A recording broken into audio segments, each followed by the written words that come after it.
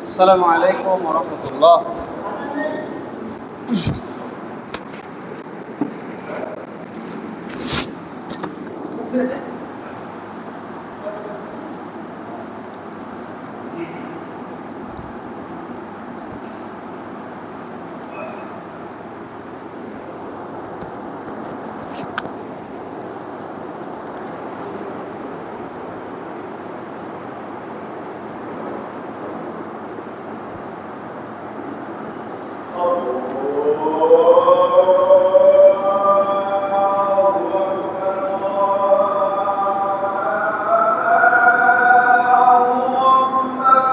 الله أكبر.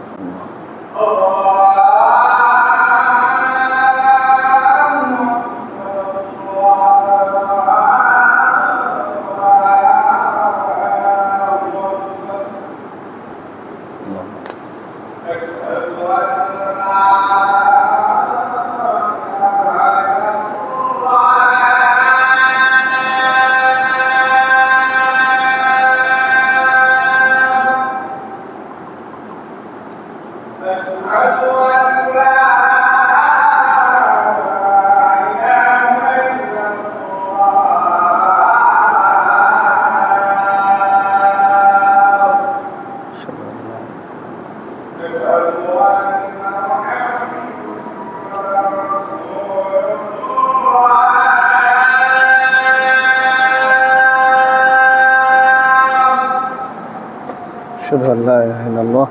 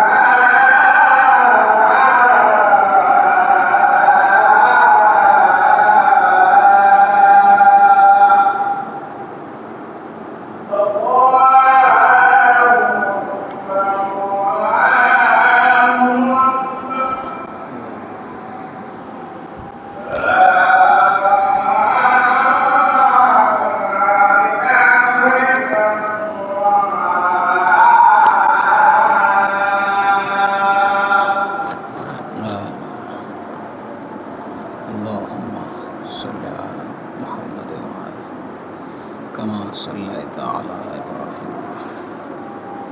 اللهم بارك على محمد.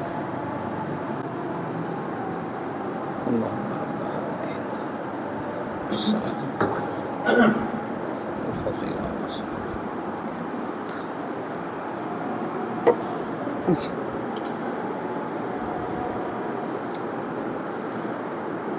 الحمد لله نحمده ونستعينه ونستغفره ونؤمن به ونتوكل عليه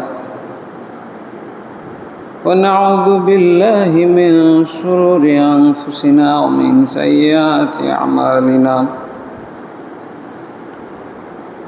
من يهده الله فلا مضل له ومن يضلل فلا هادي له. ونشهد أن لا إله إلا الله وحده لا شريك له. ونشهد أن محمدا عبده ورسوله. أما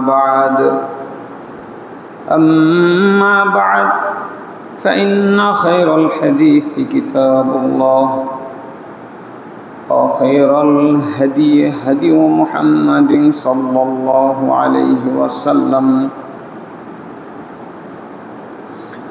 وشر الأمور محدثتها وكل محدثة بدعة وكل بدعة ضلالة وكل ضلالة في النار.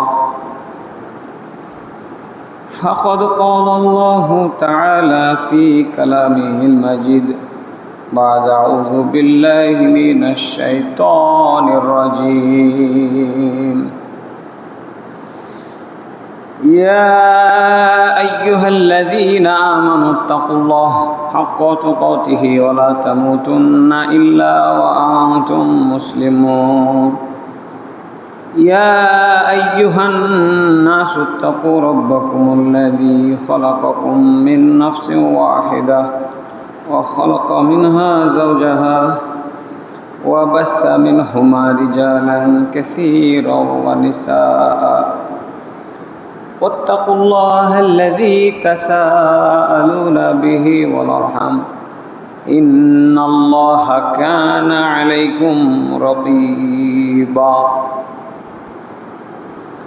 يا أيها الذين آمنوا اتقوا الله وقولوا قولا سديدا يصلح لكم أعمالكم ويغفر لكم ذنوبكم ومن يطع الله ورسوله فقد فاز فوزا عظيما.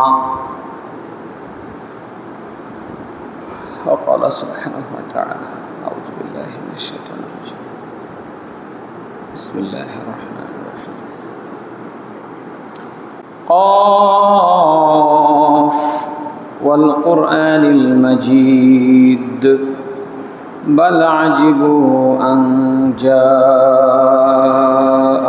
منذر منهم فقال الكافرون هذا شيء عجيب أإذا متنا وكنا ترابا ذلك رجع بعيد قد علمنا ما تنقص الأرض منهم وعندنا كتاب حفيظ بل كذبوا بالحق لما جاءهم فهم في أمر مريج أفلم ينظروا إلى السماء فوقهم كيف بنيناها وزيناها وما لها من فروج والأرض مددناها وألقينا فيها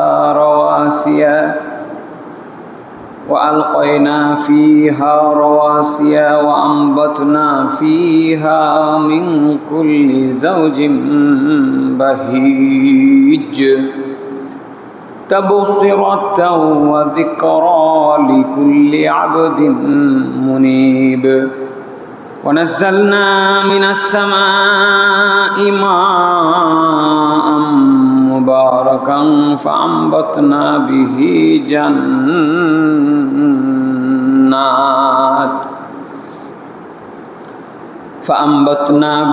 جنات وحب الحصيد والنخل باسقات لها طلع نضيد رزقا للعباد وأحيينا به بلدة ميتا كذلك الخروج كذبت قبلهم قوم نوح وأصحاب الرس وثمود وعاد وفرعون وإخوان لوط وأصحاب الأيكة وقوم تبع كل كذب الرسل فحق وعيد أفعينا بالخلق الأول بل هم في لبس من خلق جديد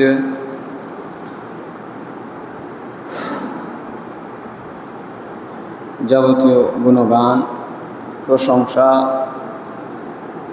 আল্লাহ রাব্বুল আলামিনের জন্য। আমরা পড়ি আলহামদুলিল্লাহ। দুরূদ ও শান্তির ধারা বর্ষিত হোক প্রিয় নবী মুহাম্মদ রাসূলুল্লাহ সাল্লাল্লাহু আলাইহি ওয়াসাল্লামের উপরে। সম্মানিত মসজিদে মুসল্লি ভাই ও বোন, একদিকে শিশু নির্যাতন বেড়ে চলেছে, অপরদিকে মানবরচিত সেকুলার আইনের ব্যর্থতা ক্রমাগত ফুটে উঠছে। এই জনপ্রশাসন, গণতান্ত্রিক প্রশাসন ব্যবস্থা ব্যর্থ, অসার, অচল, অকল্যাণকর। এই আইন যে অসার, অকল্যাণকর, ব্যর্থ, মানুষ এখন সেটা ধীরে ধীরে বুঝতে পারছে। এজন্য আমরা বলি, আমরা বিশ্বাস করি, আমরা হৃদয়ে ধারণ করি, আল্লাহর আইন চূড়ান্ত, সকল বিধান বাতিল করো, ওহীর বিধান কায়েম করো। মানব রচিত সকল বিধানকে ছেড়ে দিয়ে আমাদেরকে আল্লাহর বিধানের কাছে মাথা নত করতে হবে। এর নাম হলো আসলামতু, আমি ইসলাম গ্রহণ করলাম। সেকালে নবী মুহাম্মদ সাল্লাল্লাহু আলাইহি ওয়াসাল্লামকে মোহাব্বত করত না এমন কোনো ব্যক্তি মক্কার আশেপাশে ছিল না। সবাই তাকে মোহাব্বত করতেন এবং তাকে বিশ্বাস করতেন, তাকে ভালোবাসতেন। তারপরে গুরুত্বপূর্ণ দায়িত্ব অর্পণ করে মানুষ নিশ্চিন্তে থাকতেন। তিনি আমানতদার ছিলেন, তিনি সত্যবাদী ছিলেন, তিনি মহানুভব ছিলেন, তিনি আত্মীয় স্বজনের সাথে সুসম্পর্ক বজায় রাখতেন, অসহায় দরিদ্র মানুষের খবর রাখতেন, সমাজ কল্যাণমূলক যাবতীয় কাজে আল্লাহ রাসূল সাল্লাল্লাহু আলাইহি ওয়াসাল্লাম অগ্রণী ভূমিকা রাখতেন। হঠাৎ করে যখন তার কাছে ওহী নাজিল হলো, তিনি নবী হলেন, মানুষকে ইসলামের দাওয়াত দিলেন। অল্প কয়েকজন বাদে সবাই তার বিরুদ্ধে চলে গেল, কেউই ইসলাম গ্রহণ করতে চাইল না। দীর্ঘদিনের পরিশ্রমের ফলে, বহু নির্যাতন সহ্য করার পরে রাসূল সাল্লাল্লাহু আলাইহি ওয়াসাল্লামের কাছে দলে দলে মানুষ ইসলাম গ্রহণ করেছেন। ইযা জাআ নাসরুল্লাহি ওয়াল ফাতহ ওয়া রাআইতান নাসা ইয়াদখুলুনা ফি দীনিল্লাহি আফওয়াজা। আল্লাহ বলছেন, অচিরেই দেখবেন মানুষ যখন আল্লাহর সাহায্য এবং বিজয় আসবে, মানুষ দলে দলে ইসলাম গ্রহণ করবে। তখন তারা বলতেন, কেউ ইসলাম গ্রহণ করলে কি আসলামতু, আমি ইসলাম গ্রহণ করলাম, মানে আমি আল্লাহর আইন চূড়ান্ত, এটা মেনে নিলাম। এটা বাংলা ভাষা। তো তাহলে আমরা কি মুসলমান? আমরা কি আল্লাহর আইনকে চূড়ান্ত মনে করছি? আমরা কি মেনে নিতে পেরেছি? সেদিনও বহু কাফের আল্লাহ রাসূল সাল্লাল্লাহু আলাইহি ওয়াসাল্লামের সহগোত্রী হওয়ার পরেও, বন্ধু হওয়ার পরেও, সহপাঠী সহযোগী হওয়ার পরেও এই ঐশী বাণীকে গ্রহণ করতে পারে নাই। আল্লাহর আইন, আল্লাহর বিধান চূড়ান্ত, অপরিবর্তনশীল, তারা এটি গ্রহণ করে নাই, আসলামতু বলতে পারে নাই। কত বলার চিন্তা করেছেন, বলতে চেয়েছেন, তাও বলতে পারেননি সামাজিক চাপের মধ্যে পড়ে। এবং আবু সুফিয়ান আল্লাহ রাসূল সাল্লাল্লাহু আলাইহি ওয়াসাল্লামের শ্বশুর, প্রায় 18-19 বছর আল্লাহ রসুলের সাথে সাল্লাল্লাহু আলাইহি ওয়াসাল্লাম যুদ্ধ করেছেন, ওনার বিরুদ্ধে বিরোধিতা করেছেন, যুদ্ধে নেতৃত্ব দিয়েছেন, ইসলামকে পৃথিবীর বুক থেকে মিটিয়ে দেওয়ার জন্য যাবতীয় কলাকৌশল করেছেন। অবশেষে আল্লাহ সুবহানাহু ওয়া তাআলা তার হৃদয়ে হিদায়াতের নূর ঢেলেছেন।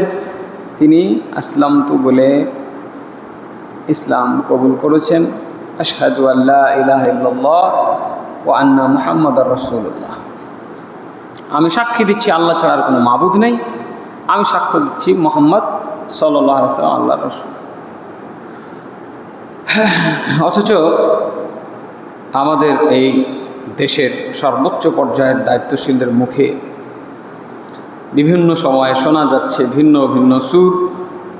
তারাও মুসলমান, কোরবানি তো করে দেখলাম, ঈদ জামাতে দেখলাম, ঈদ জামাতে প্রধান ইমামের পাশে, বাইতুল মোকাররমের ইমামের পাশে দাঁড়িয়ে সালাত আদায় করলেন, ইমাম সাহেব মাথায় টুপি পরিয়ে দিলেন, এগুলোও দেখলাম। কিন্তু এটা দেখলাম না যে ইমাম আহমদ বিন হাম্বল রাহিমাহুল্লাহর মতো সাহসী কণ্ঠে কোনো আলেম দাঁড়িয়ে বললেন, তুমি মুরতাদ, তুমি এখান থেকে সরে যাও, তোমার জন্য নামাজ নয়, এই নামাজে তোমার কোনো কাজ হবে না। কেন মুরতাদ? কেন? মুসলমানের দেশে তারা বলে আমরা শরিয়া আইনে বিশ্বাস করি না, নাউজুবিল্লাহ। তারা বলে আমরা এখন মধ্যযুগে নাই, নাউজুবিল্লাহ। তার মানে ইসলামী শরিয়া আইন তাদের কাছে মধ্যযুগীয়। কেউ যদি আল্লাহর এই আইনকে মধ্যযুগীয় বলে, হেও করে, নাক ছিটকায়, মুসলমান থাকবে? ঈদের নামাজ পড়ে কোনো লাভ আছে? মুসলমান থাকবে না। দ্ব্যর্থহীন ভাষায় বলতে পারতে হবে আমরা তীব্র নিন্দা জানাচ্ছি, প্রতিবাদ জানাচ্ছি, হিদায়াতের জন্য দোয়া করছি। আল্লাহ যেন তাদের হিদায়াতের এই নূর আলো দান করেন, আল্লাহুম্মা আমিন। সম্মানিত মসজিদ মুসল্লি, একটা ছোট্ট শিশু 7-8 বছর বয়স, পৃথিবী সম্পর্কে তার কি ধারণা বলেন? ছোট্ট শিশু, পাশের ফ্ল্যাটে চাচ্চু থাকে, বড় ভাইরা থাকে, প্রতিবেশীরা থাকে, তারা তার আপনজন না। ওই বাচ্চা জানে নিরাপত্তা কী জিনিস? এই মানুষটা যে হায়নার রূপ ধরে তাকে ধর্ষণ করে তাকে গলা কেটে হত্যা করবে, এই চিন্তা কি তার আছে?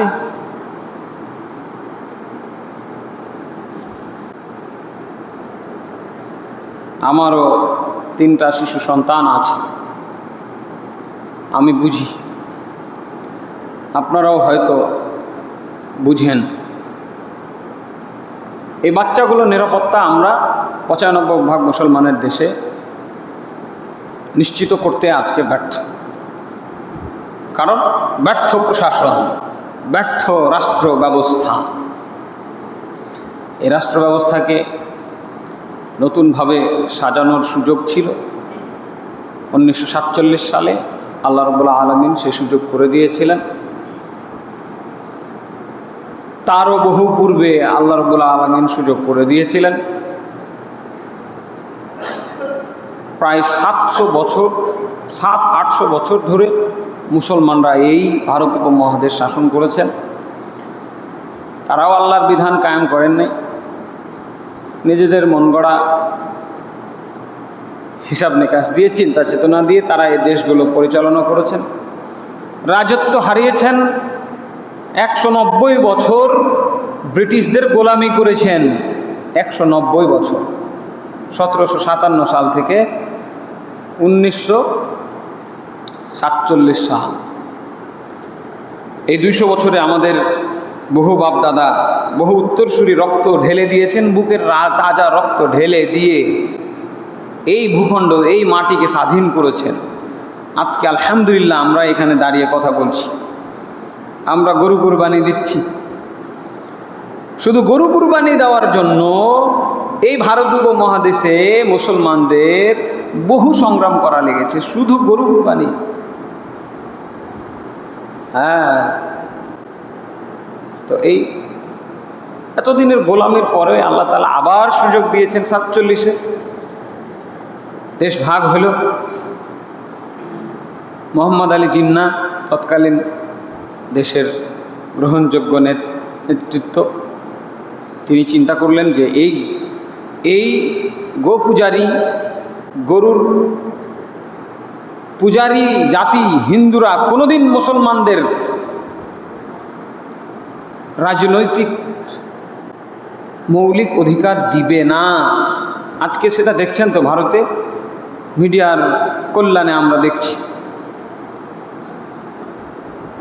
তাই তিনি চেয়েছিলেন যে আমাদের মুসলমানদের আলাদা দেশ লাগবে। তো আল্লাহ তাআলা তো দিলেন, কিন্তু মুসলমান হিন্দুরা আলাদা হলো, ভারতে তারা গণতন্ত্র চালু করলো, তারা ভোট করলো, কংগ্রেসের অধীনে সরকার গঠন করলো।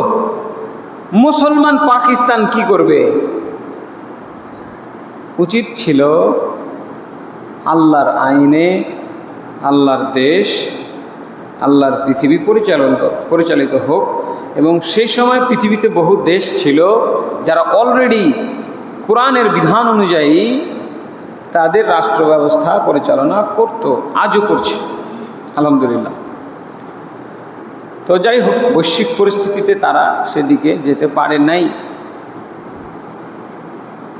আজও বাংলাদেশে এই 2024 সালে আল্লাহ তাআলা আরও একটা সুযোগ দিলেন। সেদিনও মুসলমান ব্যর্থ হলো। 47 সালে যেমন পাকিস্তানের শাসকরা গণতন্ত্রকে গ্রহণ করলো, গণতান্ত্রিক পদ্ধতিতে বিচার ব্যবস্থা চালু করলো, আমাদের 24-এও একই ঘটনা। এগুলো থেকে বের হয়ে আসার সুযোগ আল্লাহ তাআলা কবে যে দিবেন আল্লাহই ভালো জানেন। কিন্তু এই যে আজকে এই যে 7-8 বছরের একটা বাচ্চার সাথে যা ঘটেছে, এবং এরকম যতগুলো ঘটছে, চিন্তা করতে পারেন এই ব্যর্থতার দায় এই পুরো প্রশাসনিক অবকাঠামো। আমি দেখলাম তার পক্ষের উকিল, সেও আবার বলছে যে সে ভুল স্বীকার করেছে, সে বিজ্ঞ আদালতের কাছে ক্ষমা চেয়েছে। তো তাকে পাল্টা প্রশ্ন করা হলো যে অপরাধী কি অপরাধ স্বীকার করেছে? তো সেটা বলছে না, সেটা বলছে না, ভুল স্বীকার করেছে এটা বলছে। ভুল স্বীকার করার অর্থ কি? ভুল করেছি বলেই তো ভুল স্বীকার করছি। এদেশের সেই কালো কোট পরা উকিল সাহেব, তিনি জানার কথা, তারপরেও তিনি না জানার ভান করছেন যে আল্লাহর আইনে কোনো ধর্ষকের ক্ষমা নাই, আল্লাহর আইনে কোনো হত্যাকারীর ক্ষমা নাই।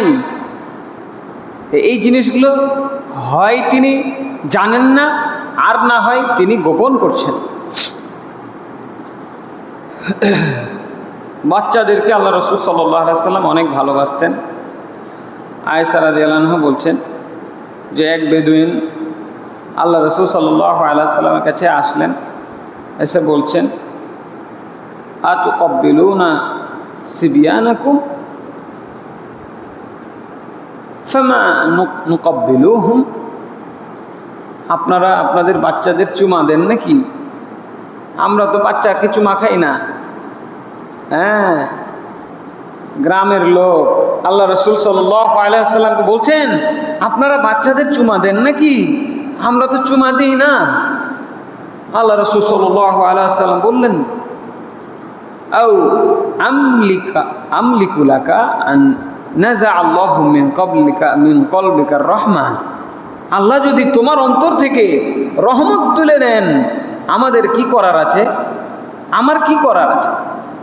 তার মানে তিনি বুঝালেন, একটা বাচ্চাকে আদর করতে হয়, চুমাচাটি দিয়ে বড় করতে হয়, মহব্বত করতে হয়, সোহাগ করতে হয়। সোহাগ করে না সে বড় হবে, আদর ভালোবাসা নিয়ে। এই বাচ্চাটা কিভাবে, এবার একটা বাচ্চার সাথে এভাবে নোংরামি করা যেতে পারে। হ্যাঁ, আয়েশা রাদিয়াল্লাহু আনহা, আবু হুরায়রা রাদিয়াল্লাহু আনহু বলেন যে রাসূল সাল্লাল্লাহু আলাইহি সাল্লাম আলী রাদিয়াল্লাহু আনহুর যে ছেলে হাসান রাদিয়াল্লাহু আনহু, তাকে তিনি চুমা দিলেন। তখন আকরা ইবনে হাবিস আত-তামিমি রাদিয়াল্লাহু আনহু, এক সাহাবী, তিনি ওখানে বসেছিলেন। তো ছোট বাচ্চাকে চুমা খাওয়া দেখে তিনি বলছেন যে আমার 10টা বাচ্চা আছে। আল্লাহু আকবার! কয়টা? 10টা বাচ্চা। হ্যাঁ, আপনি যদি বলেন আমি যখন বলি আমার 3টা বাচ্চা আর একটা মারা গেছে, 4টা বাচ্চা, তো সবাই হাসে, হা হা করে হাসতে লাগে কেউ কেউ।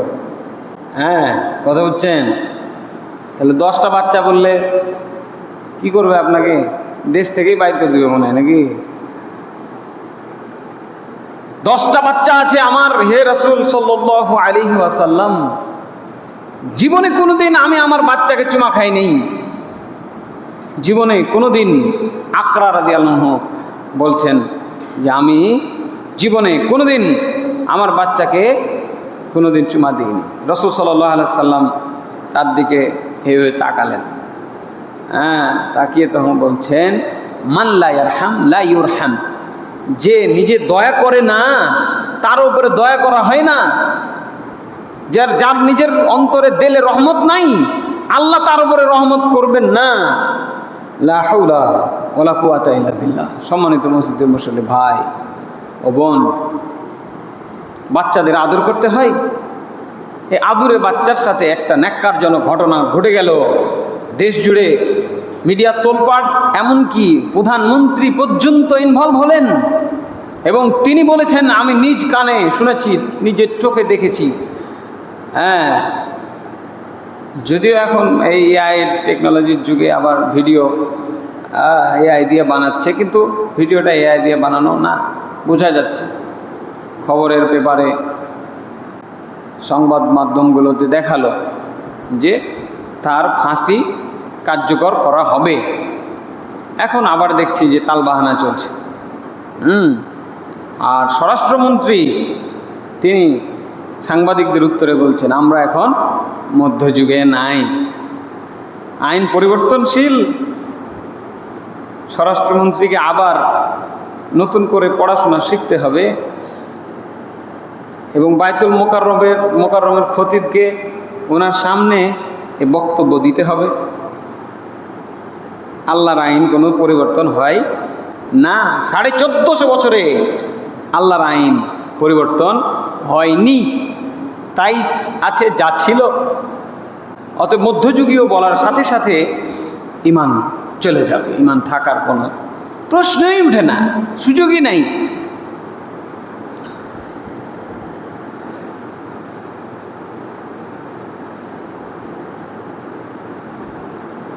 সহিহ বুখারীর মধ্যে একটা হাদিস আছে, আল্লাহ রাসূল সাল্লাল্লাহু আলাইহি ওয়াসাল্লাম বলছেন মান কানা লাহু সালাসাতু বানাতিন ফাসসাবরা আলাইহিন্না ওয়া আতমাআহুন্না ওয়া সাকাহুন্না ওয়া কাসাহুন্না মিন জিদাতিন কানা লাহু হিজাবাম মিনান নার। এই শুনেন, কারো যদি 3টা মেয়ে বাচ্চা থাকে, আল্লাহর নবী বলছেন যদি 3টা মেয়ে বাচ্চা থাকে, হ্যাঁ, আর তিনি যদি ধৈর্য ধারণ করেন, তাদেরকে খাওয়ান পরান, মানে দেখভাল করেন, তাদের খিদমত করেন, লালন পালন করে বড় করেন, তা আল্লাহ রাসূল সাল্লাল্লাহু আলাইহি ওয়াসাল্লাম কি বলেছে জানেন? তিনি বলছেন যে এই মেয়েগুলো তার জন্য জাহান্নাম থেকে আড়াল হয়ে দাঁড়াবে। সুবহানাল্লাহ, আল্লাহু আকবার।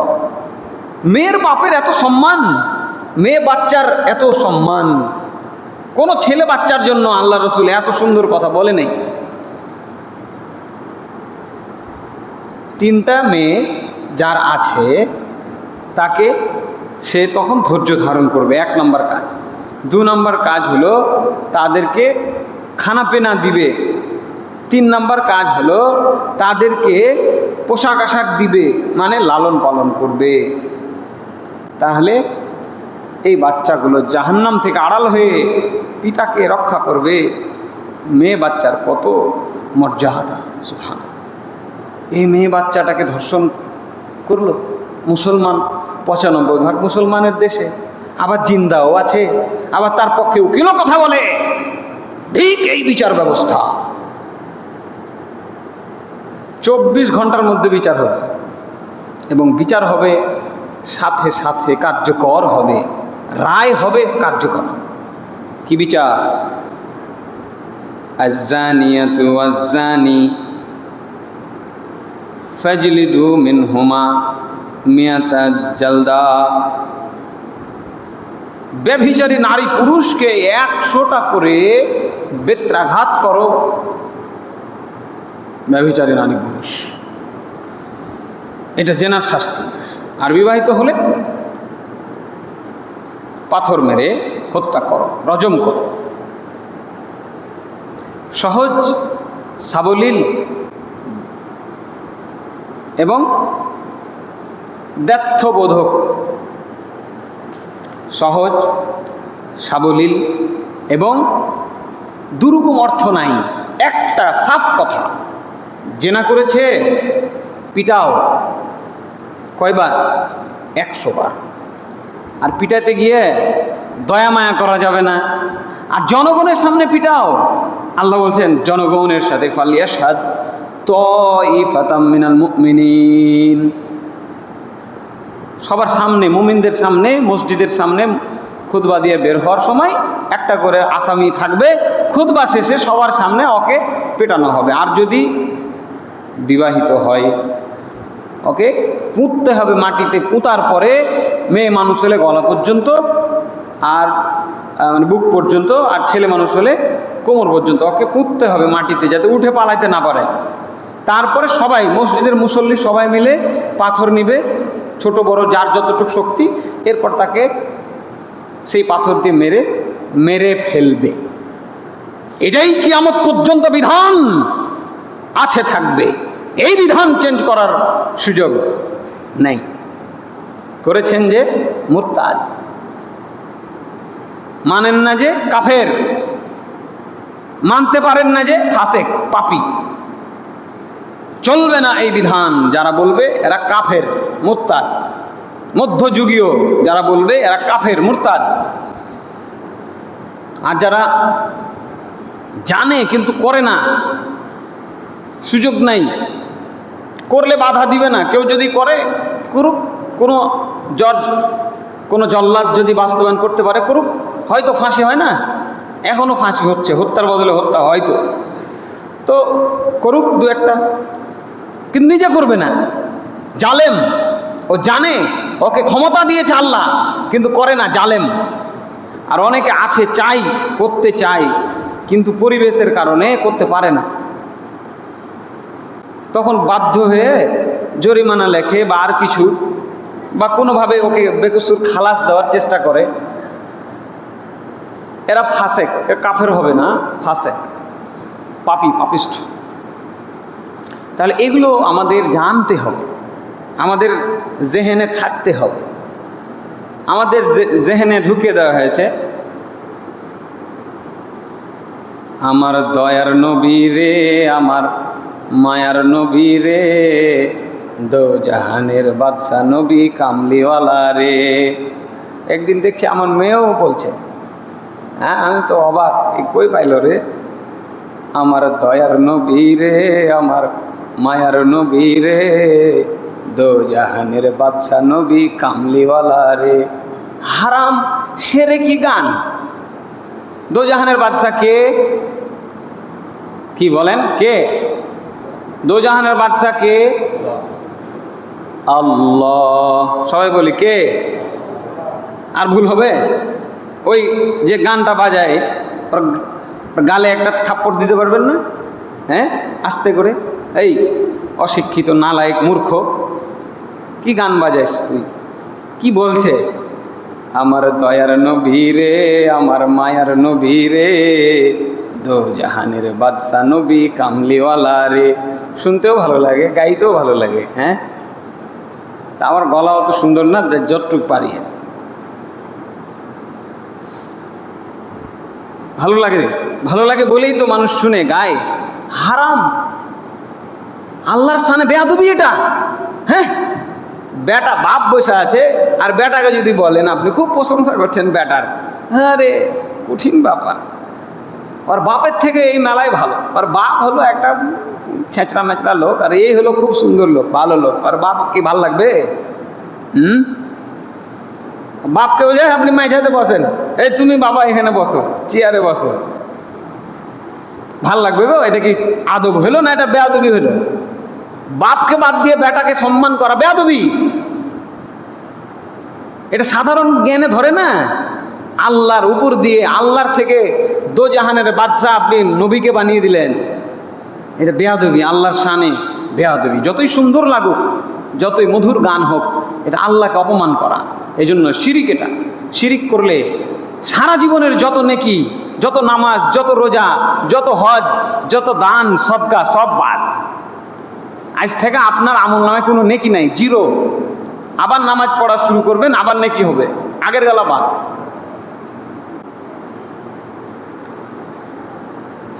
সুবহানাল্লাহ। একটা বাচ্চা, আল্লাহ রাসূল সাল্লাল্লাহু আলাইহি সাল্লাম মানা করেছেন কোনো বাচ্চা কাচ্চার বিরুদ্ধে বদদোয়া করবেন না, খবরদার। হাদিসে একদম মানা, নিষেধ। সহিহ মুসলিম হাদিস নাম্বার 7294। কোনো বাচ্চার বিরুদ্ধে বদদোয়া করবেন না। আল্লাহ রাসূল বলছেন, লা তাদউ আলা আনফুসিকুম ওয়ালা তাদউ আলা আওলাদিকুম ওয়ালা তাদউ আলা আমওয়ালিকুম। খবরদার, তোমরা নিজের বিরুদ্ধে বদদোয়া করবে না। আল্লাহ আমার মরণ হয় না কেন? আমার মরণ হইলেই কি, মরণ হইলেই ভালো হয়, আছে না নাই? না, বদদোয়া করবে না। ছেলে মেয়ের বিরুদ্ধে বদদোয়া করবে না। তুই মরিস না কেন? আল্লাহ তুলে নেয় না কেন একটা দুটাকে? আর জ্বালা সহ্য করতে পারছি, বলে না অনেক মা বোনেরা ভুল করে এগুলো বলে থাকেন। খবরদার, বাচ্চা কাচ্চার বিরুদ্ধে বদদোয়া করা যাবে না। আর হত্যা, এই নিয়ে তো একদিন খুতবায় আলোচনা করেছিলাম, কত বড় মহাপাপ। হত্যা অনেক বড় পাপ। তাহলে এই লোক একসাথে দুইটা মহাপাপ করেছে, জিনা করেছে আর হত্যা করেছে। কিরে ভাই, আপনার মেয়েকে যদি জিনা করে হত্যা করা হইতো, আপনি কি বলবেন? হত্যাকারীর ফাঁসি চাইবেন না? স্বরাষ্ট্রমন্ত্রীর মাকে যদি কেউ ধর্ষণ করতো, ওর মা তো বুড়ি হয়ে গেছে, বুড়ি মাকে ধর্ষণ করলো আর গলা কেটে হত্যা করলো, স্বরাষ্ট্রমন্ত্রী কি বলবেন? মধ্যযুগী আইন চায় না? ওকে কোরমা পোলাও খাওয়াও বেশি করে, জেলখানায় নিয়ে গিয়ে, তাই বলবে? মধ্যযুগী আইন বেটা, আল্লাহর আইনকে এইভাবে কটাক্ষ করার সাহস হলো কিভাবে? এই দেশে গজব নাজিল হয়নি এখনো, আলহামদুলিল্লাহ। শাস্তি, আয-যানিয়াতু ওয়াজ-যানি ফাজলিদু কুল্লা ওয়াহিদিন মিনহুমা মিয়াতা জালদা মা ইয়াকতুল মুমিনান ফাজাযাউহু জাহান্নাম আল কতলু বিল কতল। পরিষ্কার ভাষা, জেনাকারীকে পেটাও আর বিবাহিত হলে পাথর মেরে মেরে ফেলো, আর হত্যাকারীর থাকার জায়গায় জাহান্নাম স্থায়ীভাবে, হত্যার বদলে হত্যা করো। আপনি আমাকে হত্যা করেছেন, আমার বেটা আপনাকে হত্যা করবে, এটাই বিধান। সুযোগ আছে। কি সুযোগ? যদি আমার ছেলে বলে যা মাফ করে দিলাম, তাহলে মাফ পাবেন। আমার বাপ বেঁচে আছে, বাপ যদি বলে যা আমার ছেলে গেছে দুনিয়া থেকে, আমি আর কোনো মায়ের কোল খালি করতে চাই না, মাফ করে দিলাম, বেঁচে গেলেন। কিন্তু আরেকটা অপরাধ যে আছে, আয-যানিয়াতু, জিনার পাপ আল্লাহর নবীও মাফ করতে পারবে না। তুমি স্বরাষ্ট্রমন্ত্রী, কে তুমি নবী মুহাম্মদের থেকে বড়? হবে না, মাফ হবে না। আর জোর করে যারা ধর্ষণ করে তাদের শাস্তি হলো ওমা ইয়াকতুল মুমিনান,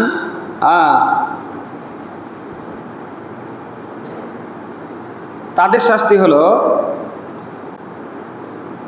আচ্ছা খুঁজে পাচ্ছি না, বাংলাটা বলে দিই। যারা জোর করে ধর্ষণ করবে, অস্ত্র দিয়ে ভয় দেখাবে, ফাসাদ সৃষ্টি করবে, মাস্তানি দেখাবে, সন্ত্রাসী করবে, মানে ওর গায়ে খুব জোর আছে, ওকে কেউ পারবে না, ভাবখানে এরকম এরকম ছিল। উতবা সাইবা ছিল এরকম, বাঘা বাঘা, এক একটা বড় বড় বাঘা ছিল। আল্লাহ নবীর সামনে মাস্তানি করতো তারা। আল্লাহ নবী নামাজ পড়ছে, ভুঁড়ি চাপিয়ে দিল মাথার উপরে, কত বড় মাস্তান, কথা বুঝেননি? সাহাবীরা নামাজ পড়ছে, ঢেলমেট দিল, মানে আমি খুব বড় মাস্তান, তুমি কি করবা করে লাও আমার। এই মাস্তানদের বিরুদ্ধে আল্লাহ তাআলা আয়াত নাজিল করলেন, এদেরকে ডান হাত আর বাম পা কেটে ফেলে দাও।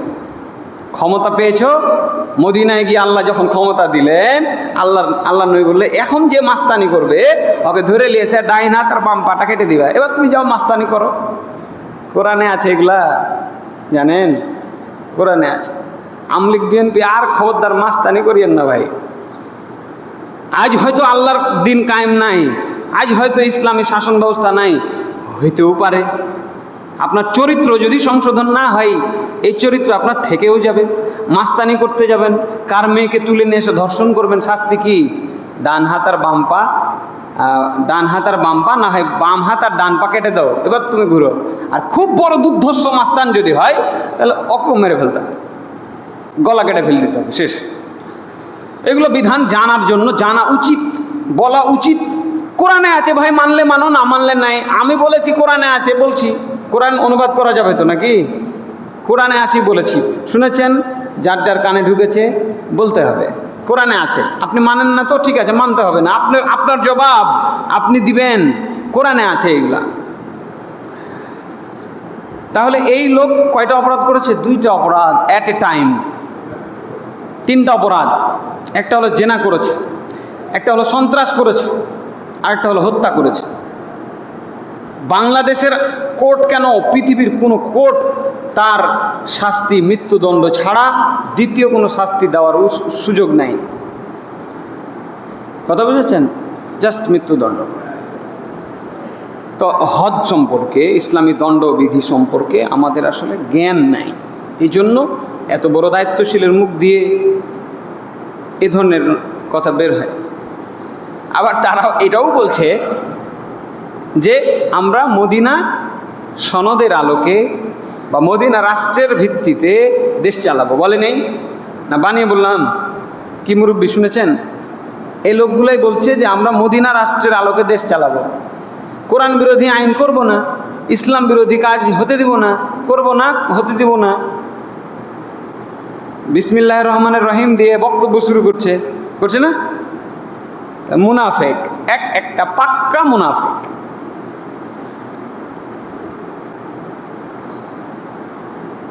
শরিয়া আইন বিশ্বাস করি না বলা মাত্রই মুরতাদ। ইসলামে তার থাকার আর অবস্থা থাকলো না, তাকে আবার বলতে হবে মাপ চাই, ভুল হয়ে গেছে, ভুল করে বলে দিয়েছি, বুঝতে পারিনি, এখন জ্ঞান হলো, খুতবা শুনলাম, আলোচনা শুনলাম, আজকে বুঝলাম, আল্লাহ যেন আমাকে মাফ করে। আজ থেকে আমি বলছি, আমি আল্লাহর বিধানকে চূড়ান্ত মনে করি, আল্লাহর বিধান বাস্তবায়ন করতে পারছি না, সাহস নাই, শক্তি নাই। আল্লাহর বিধানকে আমি বাস্তবায়ন করতে পারছি না, আমি দুর্বল, আল্লাহ যেন আমাকে মাফ করে, আমি যা বলেছি ভুল বলেছি। তাহলে আর সে মুরতাদ থাকলো না, আবার মুসলমান হয়ে গেল। এগুলো জানতে হবে। আল্লাহ রাসূল সাল্লাল্লাহু আলাইহি ওয়াসাল্লাম কি বলছে জানেন? আবু হুরায়রা রাদিয়াল্লাহু আনহু হতে বর্ণিত, তিনি বলেন রাসূলুল্লাহ সাল্লাল্লাহু আলাইহি ওয়াসাল্লাম বলেছেন, কোনো জনপদে, কোনো এলাকায় একটা হদ কার্যকর করা, একটা আল্লাহর বিধান কায়েম করা, আল্লাহর জমিনে কোনো এলাকায় একটা বিচার করা, কোরআন দিয়ে বিচার বাস্তবায়ন করা, কোনো জেনাকারীকে শাস্তি দেওয়া, কোনো চোরের হাত কাটা, ওই এলাকায় 40 দিন বৃষ্টিপাত হওয়ার থেকে উত্তম। সুবহানাল্লাহ। আপনি বাংলাদেশে বাস করেন তো, ওয়াঢেল পানি, পাশে সাগর, আপনি বুঝবেন না এই কথার মর্ম, আপনি বুঝবেন না।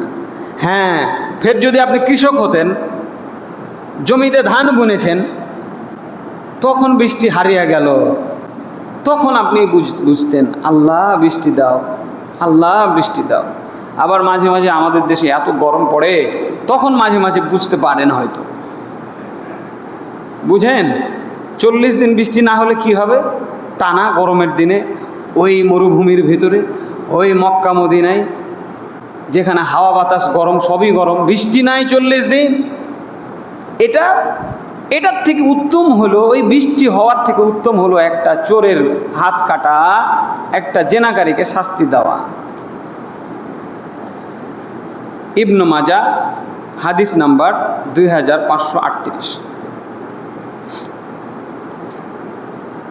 আর আল্লাহর এই বিধান সমানভাবে সবার উপরে কার্যকর করতে হবে, সমানভাবে সবার উপরে। উবাদা ইবনে সামিত রাদিয়াল্লাহু আনহু হতে বর্ণিত, তিনি বলেন রাসূল সাল্লাল্লাহু আলাইহি ওয়াসাল্লাম বলেছেন, তোমরা কাছের ও দূরের সকলের উপরে আল্লাহর দণ্ডবিধি কায়েম করো। আল্লাহর কাজে কোনো সমালোচকের সমালোচনা যেন তোমাদেরকে বিব্রত না করে। নিজের হোক, পরের হোক, কাছের হোক, দূরের হোক, আল্লাহর হক, আল্লাহর দিন, আল্লাহর বিধান, শাস্তি কার্যকর করতে হবে। এই কার্যকর করতে গিয়ে কে সমালোচনা করলো, ভারত কি বলল, আমেরিকা কি বলল, ডোনাল্ড ট্রাম্প কি বলল, আর নেতানিয়াহু কি বলল, এই দেখার সুযোগ মুসলমানের নাই। বর্বর বলাটা শিখেছে কোথায় জানেন? ওই বিদেশি প্রভুরা তাদেরকে বর্বর বলা শিখিয়েছে। হ্যাঁ, এটা কোনো বিধান হলো রে ভাই? চি চি চি, তোমার ইসলাম ধর্ম এত খারাপ গো? একটা মানুষকে এভাবে পাথর মেরে মেরে ফেল দেবে? চি চি চি। হ্যাঁ হ্যাঁ, ওকে জেলখানাতে দিতে পারে। আমেরিকাতে 7 বছরের জেল, ওরা খুব ভালো। এই যে বক্তব্য দিচ্ছি আধা ঘন্টা থেকে, এর মধ্যে ওখানে 300-400 ধর্ষণ অলরেডি হয়ে গেছে। ওদের মিডিয়ার তথ্য এগুলা, ওরা যে খুব বুলি আওড়ায়। ডোনাল্ড ট্রাম্পের মেয়েকে ধর্ষণ করলে সে কি বিচার করবে রে ভাই? সে কি বলবে জেল দাও? মানুষের তৈরি এই সমস্ত আইন কখনোই অপরাধ বন্ধ করতে পারে না। এই আল্লাহর আইন বর্বর নয়, আল্লাহ জবাব দিয়েছেন। এই কেসাস, হত্যার বদলে হত্যা, এর ভিতরে জীবন আছে। আপনি একটা বিচার করেন, একটাকে প্রকাশ্যে ফাঁসি দেন, হত্যা বন্ধ হয়ে যাবে, ইনশাআল্লাহ হয়ে যাবে, আল্লাহর বাণী সত্য। আপনি একটা জেনাকারী, একটা ধর্ষককে ধরে শাস্তি দেন, ধর্ষণ, জেনা ইনশাআল্লাহ বন্ধ হয়ে যাবে। একটা চোরের হাত কাটেন, চোর চুরি করার আগে শতবার ভাববে। ভিক্ষা করে খাবে, কিন্তু চুরির রাস্তায় খুব সহজে যাবে না। আপনি কি করলেন? বালু দিয়ে আপনি বাঁধ দিতে যাচ্ছেন, ওই বালির বাঁধ কোনোদিন আপনার কাজে লাগবে রে ভাই? এই জেল দেওয়া, বালির বাঁধ দেওয়া সমান। যাকে জেল দিবেন, জেল থেকে বের হয়ে আবার ধর্ষণ করবে, আরো বেশি করবে। জেল দিবেন, ও বের হয়ে আবার খুন করবে, মার্ডার করবে। যারা ওকে জেলে পাঠিয়েছে সবকে আবার মার্ডার করবে। কাজেই আল্লাহর এই বিধান সবার জন্য কায়েম করতে হবে। আত্মীয় স্বজন, জজ সাহেব আপনার খুব কাছের আত্মীয়, ঘুরায় পেঁচে কীভাবে তাকে বাঁচানো যায়। আমি দেখলাম উকিল সাহেব বলছে সে মাপ চেয়েছে, চলবে না। জজ সাহেবের মেয়ের সাথে এই অপরাধ ঘটলে তিনি যে রায় দিবেন, ওইটা চিন্তা করেই ওই রিস্কাওয়ালার মেয়ের সাথে ঘটে যাওয়া এই ধর্ষণ, এর শাস্তি তাই দিতে হবে। ঘটনা এরকম একটা ঘটে গেল, আল্লাহ রাসূল সাল্লাল্লাহু আলাইহি ওয়াসাল্লামের জামানায় তিনি বেঁচে আছেন। সাহাবীরা এত কষ্ট করলেন ইসলামী আইন পাওয়ার জন্য, আল্লাহর বিধান কায়েম করার জন্য। কত কষ্ট, কতগুলো খুতবাতে আমি বলেছি। এত কষ্ট করার পরে ইসলাম পেলেন, প্রকাশ্যে আজান দিচ্ছেন, প্রকাশ্যে নামাজ পড়ছেন, ঈদ জামাতে আল্লাহু আকবার বলছেন, সেখানে লাত মানাত উজ্জা হবালের মূর্তিকে ভেঙে চুরমার করে দিলেন। এরপরে আল্লাহ যখন তাকে শক্তি ক্ষমতা দিলেন, তিনি বেঁচে আছেন। মসজিদে নববীতে চলে আসলো, কে আসছে? ওসামা বিন যায়েদ, তার পালক পুত্র। তিনি খুব ভালোবাসতেন, তাকে পাঠানো হয়েছে। অমুক বংশের এক মহিলা চুরি করেছে, খুব সম্ভ্রান্ত পরিবারের মহিলা, ইয়া রাসূলুল্লাহ, এর হাতখানটা না কাটলে হয় না। চিন্তা করতে পারেন, আল্লাহ রাসূল সাল্লাল্লাহু আলাইহি সাল্লাম রাগ করে বললেন, দেখো তোমাদের আগের যারা জাতি ছিল তারা ধ্বংস হয়ে গেছে, কারণ তারা নিম্ন শ্রেণীর লোকদের উপরে শরীয়তের বিধান কায়েম করত। আর যারা উচ্চ শ্রেণীর মানুষ, নামি দামি টাকাওয়ালা মানুষ, তাদের উপরে কায়েম করতো না, তাদেরকে ছেড়ে দিত।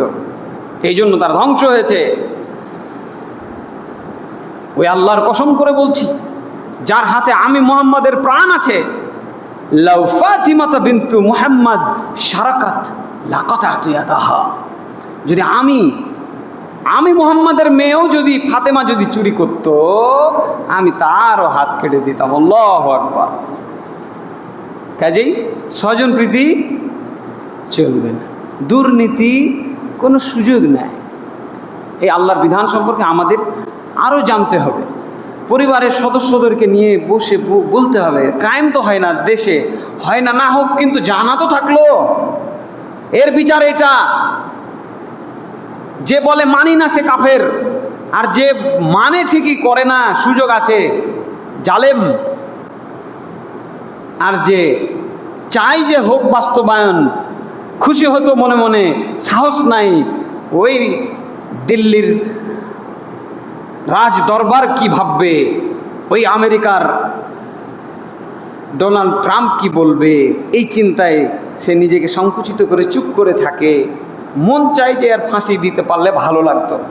এই ফাঁসি হয় না বাংলাদেশে? হয়নি? দাড়ি টুপিওয়ালা লোকের ফাঁসি হয়নি? দাড়ি টুপি ছাড়া লোকের ফাঁসি হয়নি? হ্যাঁ, তার মানে রাজনৈতিক কারণে, রাজনৈতিক প্রতিহিংসাকে বাস্তবায়ন করার জন্য দুটো একটা বিচার ব্যবস্থা আমাদের ঠিক আছে দেখানোর জন্য দুটো একটা হয়, কিন্তু হাজারো লাখো বিচার এ দেশে হচ্ছে না। আবারও আমরা সমস্বরে বলতে চাই, আল্লাহর বিধান মধ্যযুগীয় নয়। আল্লাহর বিধান হলো সকল বিধানের ঊর্ধ্বে, চিরন্তন, অপরিবর্তনীয়, চূড়ান্ত।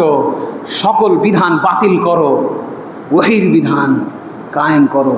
আল্লাহর এই জমিন, আল্লাহর আইনে, আল্লাহর সৃষ্টি মানুষ চলবে, আদম সন্তান আল্লাহর বিধান মাফিক চলবে। যে কোনো আদম সন্তানের সাথে অন্যায় হলে তার বিচার হবে আল্লাহর বিধান অনুযায়ী। আল্লাহ তাআলা আমাদেরকে তার বিধানকে সম্মান করার তৌফিক দান করেন, আল্লাহুম্মা আমিন। তবে এই বিধান কিন্তু আপনি আবার নিজে নিজে কার্যকর করতে যান না। আপনার 3 ছেলের 1 ছেলে চুরি করেছে, ওর হাত কাটতে যান না। আপনার 3 ছেলের 1 ছেলে জেনা করেছে, ওকে আবার পাথর মারতে যান না। কথা বুঝেছেন? এটা আল্লাহর রাসূল নিজে করেছেন, সাহাবীদেরকে আদেশ করেছেন বা প্রতিনিধি পাঠিয়েছেন, যাও তুমি ওই গ্রামে একটা ঘটনা ঘটেছে, তুমি যাও গিয়ে ওর সঙ্গে সার করো, হাত কাটো, যা করো করো, যা বিধান তাই করো। তাহলে সরকারি পক্ষের কোনো ব্যক্তি যখন, বিচারক যখন আদেশ করবে, তখন জল্লাদ এটা করবে। সাধারণ মানুষ খবরদার, আমি বারবার বলেছি, আইন হাতে তুলে কেউ নেবেন না। জেনা করেছে ওকে মারতে পারবেন না, আপনি মারবেন না, 4 জন সাক্ষী লাগবে। মাঝে মাঝে ভিডিও ভাইরাল হয়, ধরে মারে, ধরার পরে মায়ের দিয়ে পিটিয়ে ওকে বাঁধা রাখে, তারপরে আবার বিয়া দিয়ে দেয়। হ্যাঁ, সবই উল্টা রে ভাই। না, এগুলো হবে না, মারা যাবে না। আপনি মারবেন না, আপনি ধৈর্য ধরবেন, বাঁধা রাখতে পারেন, পালিয়ে যায় যদি, কিন্তু মারবেন না। বিচার হবে সিস্টেমেটিক, 4 জন সাক্ষী লাগবে, বিচার হবে ফাঁসি। ফাঁসি না, সঙ্গে সার করা, পাথর মেরে হত্যা করা। আল্লাহ রাব্বুল আলামিন যেন আমাদেরকে তার এই বিধানগুলো জানার এবং মানার তৌফিক দান করেন, আল্লাহুম্মা আমিন। হত্যার বদলে হত্যা করতে হবে। জেনা হলে অবিবাহিত 100 বেত্রাঘাত, জেনা করেছে বিবাহিত রজম পাথর মেরে হত্যা, চুরি করলে হাত কাটা। সন্ত্রাসী মাস্তানি অস্ত্র দেখে যদি ভয় দেখায়, তাহলে ওর পায়খানার রাস্তা দিয়ে এরকম একটা শুল, দেখেন সবাই, এরকম একটা লোহার সূচালো জিনিস পায়খানার রাস্তা দিয়ে ঢুকাই দিতে হবে, মাথা দিয়ে বাইর করে দিতে হবে। কত বড় মাস্তান তুই আয়। ছোট মাস্তান হলে বাম হাত ডান পকেটে দিতে হবে, আরও বড় মাস্তান হলে, আরও ছোট মাস্তান হলে পিটিয়ে দেশ থেকে বাইর করে দিতে হবে, যা ওই দেশে যে মাস্তানি করগা। হ্যাঁ, আর মদ খেলে পিটাইতে হবে 80 বেত্রাঘাত। আর মিথ্যা অপবাদ, আপনি যেটা করেননি আর জানিস অমুকের মা অমুকের সাথে প্রেম করছে, বলে দিল, গোটা গ্রামে রটে গেছে। কে বলেছে? না তো কুদ্দুস বলেছে। কুদ্দুসকে ধরে নিয়ে আসা হবে, বলবে প্রমাণ কর। যদি প্রমাণ করতে পারে বেঁচে গেল, যদি প্রমাণ না করতে পারে কুদ্দুসকে ধরে বাইন্ধা 80 লাঠি পিটা। হ্যাঁ, কুদ্দুস নাম রাখা ঠিক নয়, রাখলে আব্দুল কুদ্দুস রাখতে হবে। এত সুন্দর নামের বিপরীতে উদাহরণটা অনাকাঙ্ক্ষিতভাবে আসছে। আর মুরতাদ হলে প্রথমে তওবার সুযোগ, ভুল করে বললা না ইচ্ছা করে, যদি বলে ইচ্ছা করেই বলেছি, ইসলামের বিধান চলবে না, মানি না, তাহলে ওকে, তাকে হত্যা করতে হবে। আরও কিছু শাস্তি আছে, এগুলো হাদিসে আছে, এগুলো শিখতে হবে, পড়তে হবে। ল পাস করে না, আইন পাস করে তো অনেকে, ল ব্যারিস্টার হয়, ইসলামী বিধান পড়ে লেখাপড়া করে শিখতে হবে। আল্লাহ যেন আমাদের বোঝাতে বিধান। আল্লাহু আমিন। ওয়া আকুলু কওলি হাযা ওয়া আস্তাগফিরুল্লাহ লি ওয়া লাকুম ওয়া লিসাইরিল মুসলিমিন ফাস্তাগফিরুহ। ইন্নাল হামদালিল্লাহি ওয়াহদাহু ওয়াস সালাতু ওয়াস সালামু আলা মান লা নাবিয়্যা বা'দা, আম্মা বা'দ।